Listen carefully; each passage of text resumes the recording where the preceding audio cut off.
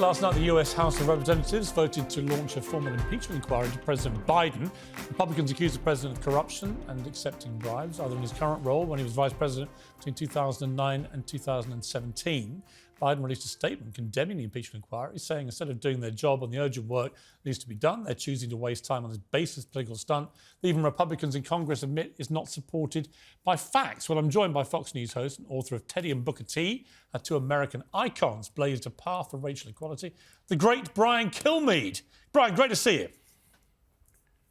Now, was the great in the prompter, or did that come from the heart, Piers? That came from the heart. It wasn't scripted. I just literally put it out there because I saw your face peering at me from New York, and the word great immediately sprang to mind. I didn't have time for the second part of that phrase, but great will do for now. Brian, we're going to come to your excellent book in a minute. It really is an excellent book. I want to talk just about Joe Biden, first of all, this impeachment. For those who've not followed the intricacies of the Hunter Biden scandal, summarise it very quickly why all roads, in your view, lead to the president on this. I'm so glad for that question.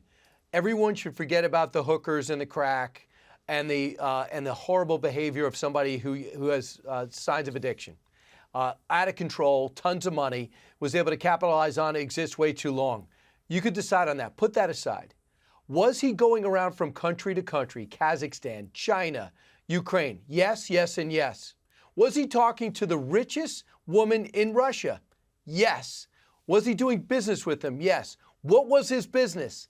It was the influence and leverage his dad had in Washington for being there since his late 20s. This guy was vice president of the United States, former chairman of foreign relations when he was in the Senate. And it looked like he was queuing up to run for president. We know he would do that and win. And all people wanted to find out is, was he in fact compromised? Shouldn't you just come clean and say, like, we know Donald Trump's got a hotel in Turkey. You might not like that. He's got a building on 57th Street. You might not like that. He's got influences in Scotland. You might not like that. But we knew what we were voting for. All people wanted to know is, what were you doing with this country? And will that affect your foreign policy at all? Instead, you got denials. If you tweeted that, they'd passively suppress your social media. They destroyed the New York Post for 6 weeks. Or for 2 weeks, for quite a long time for different writers, if you brought this up or had proof and had some questions about these overseas business dealings. So now we find out the President of the United States now said I had nothing to do with it. Then he said, I knew about it. Now, yesterday, we find out, or this week we learn, that he said, my dad did not benefit financially from my business dealings. Excuse me? You are evolving this story in real time. And I think it's important for people to know before they vote, is their president compromised, and why haven't they, as he told the truth, since 2020? Yeah, it all stinks. Let's listen to a bit of Hunter Biden yesterday. We hadn't heard from him for quite a while. Listen to this. And in the depths of my addiction, I was extremely irresponsible with my finances. But to suggest that is grounds for an impeachment inquiry is beyond the absurd. It's shameless.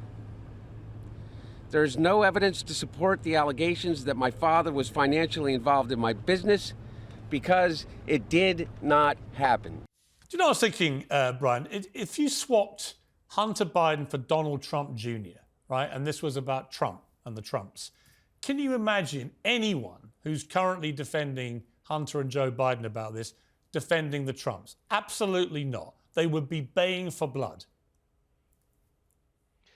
There's no question. I mean, 39-year-old Eric Trump, who's running the company, says he's been subpoenaed more than anybody he knows. He doesn't drink, he doesn't smoke, he goes home and plays with his kids, tries to run the company the best he can. Been subpoenaed over business practices that took place even before he was the executive vice president of the company. You know, the key thing I always come back to on this, other than the suppression of the laptop story, which was a complete disgrace, the way the New York Post was basically banned, vaporized before the last election to stop Joe Biden potentially losing over that scandal.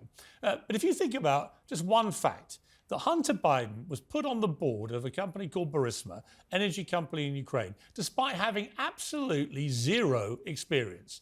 of anything in that sector whatsoever. He's put on the board and earning, I think it was like $100,000 a month or something crazy, like $1 million a year. I mean, obscene amounts of money with zero expertise. And who happens to have the responsibility for Ukraine and the administration of Barack Obama? His father. I mean, just that fact alone stinks to high heaven. It does. And it was Joe Biden's decision after Crimea was taken, the Donbass region was infiltrated, to only give the Ukrainians blankets and MREs instead of javelins that we all know would have turned the Russians around. Do you know, and you know this because you, like me, think this is a worthy cause for the West. Do you know that they've taken out over 300,000 Russian troops? 90% of the original invading army is now dead or casualties of the war. You wonder if Joe Biden, I just would like to know this, were you compromised at all about a deal you made with the wife of a Russian mayor in order to, 2 weeks later after this meeting, next thing you know, there's an invasion? I would just like to know if your meeting had anything to do with that. Why is that a bad question to ask? Yeah. Why can't we follow that trail? Yeah. I think there's so many unanswered questions, and this protestation of total innocence from the whole Biden family is ridiculous. Let's turn quickly to your book, Brian. Teddy and Booker T how two American icons blazed a path of racial equality. It's a fascinating story based around 1901. President Theodore Roosevelt, of course, is at the White House, and he welcomed the country's most visible black man, civil rights activist and educator Booker T. Washington, into his circle of counselors at the White House. It was 30 years, I believe, after that, before another black man was greeted that way at the White House. So it was extraordinary in two ways. One, that it happened when it did, and two, that it didn't happen again for 30 years. Tell me what motivated you to write the book. You know, what's so funny is that no one's ever pointed that out, that nothing happened after that except for Piers Morgan, because I know you always think what's next. So what happened is, I read Up From Slavery, Booker T. Washington's book, and when you were born a slave, you don't have shoes and slept on the floor every day, lucky to have one meal a day. And at 9 years old, you remember being called to the main house on a plantation and remembers hearing from a Union soldier that you're free. And you, from that moment, eventually become one of the most influential men in America, known around the world, treated as a celebrity when he went through the UK and throughout Europe. You got my attention.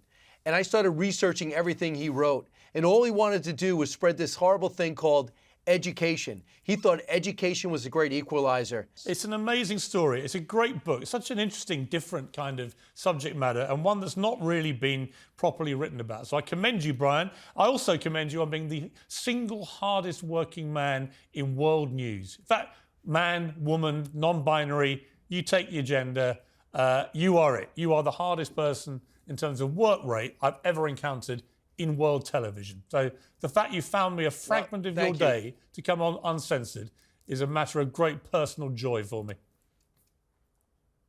Wow. Am I your favorite at Fox? I asked your whole staff. I could not get a commitment. You know what? Will you are rank my me favorite, number one as your favorite? You are my favorite Fox talent who's on my show right now.